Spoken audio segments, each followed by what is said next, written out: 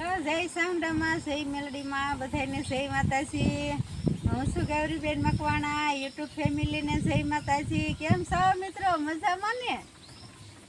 બદામનું ઝાડ છે સરસ મજાનું. તો અમારા ભાઈની વાડી છે ને આ બદામનું ઝાડ છે. અમારા ભાઈના દીકરાએ આ ઝાડ વાવ્યું હતું બદામનું, તો આવડું મોટું થઈ ગયું છે. તો સરસ મજાનો બગીચો છે.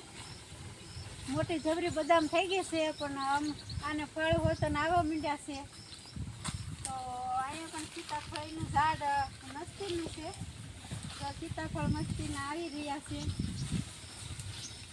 તો સીતાફળી મારા ભાઈના દીકરાએ વાવી હતી તુસાલે, તો એને પણ સરસ મજાના ફળ આવી રહ્યા છે. કેટલા સીતાફળ આવ્યા છે જો, નકરું સીતાફળ છે, પાંજે પાંજે સીતાફળ આવ્યા છે જો, સરસ મજાના મોટા આવડા થાય છે. હશે બે નાના છે. તો આંપા પણ બગીચો સારો વાવેલો છે, ફૂલ ને બધું.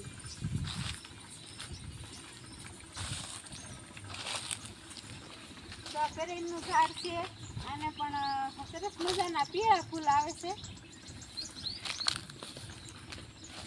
તો મીઠી લીમડી છે, આ મીઠી લીમડી હોતન છે. તો આને સરસ આવે છે સુગંધ. લીમડી છે, લીમડો હોય ને તો એટલી બધી સુગંધ ન આવે. આ લીમડી છે તો આને તો પણ બહુ સુગંધ આવે, મસ્ત હોય. આ તો આપણે દાળમાં કે આપણે કઢીમાં નાખવી તો મસ્ત બાસ આવે. તો પણ અહીંયા સરસ મજાના ફૂલ આવેલા છે. કેવા અસલ જાસૂન છે, કેવા સરસ મજાના ફૂલ આવેલા છે.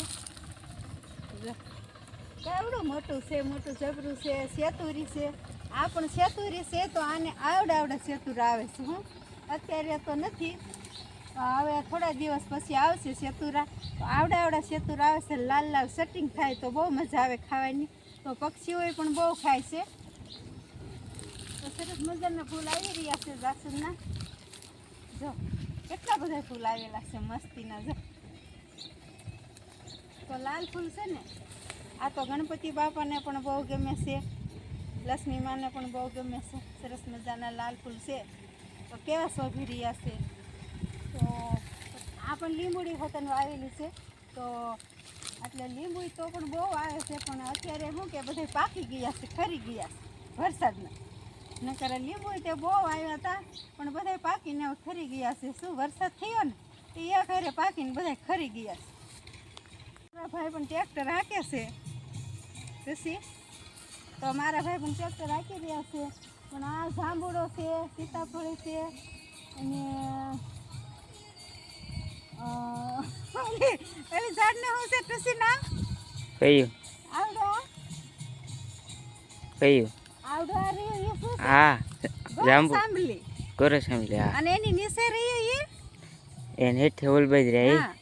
એ એક ઓલો હોય છે અહંજરો. હા, અહંજરો છે અને ઉંબરો છે. ઉંબરો છે તો એને બહુ ફળ આવે ને તો પક્ષીઓ બહુ ખાય છે. તો મારા ભાઈએ વાવેલો છે તો એમને પણ બહુ પુણ્ય મળશે મારા ભાઈને, શું કે પક્ષીઓ ખાય ને એટલા માટે. તો બધાને જય માતાજી. મળશું આપણે આગલા બ્લોગમાં.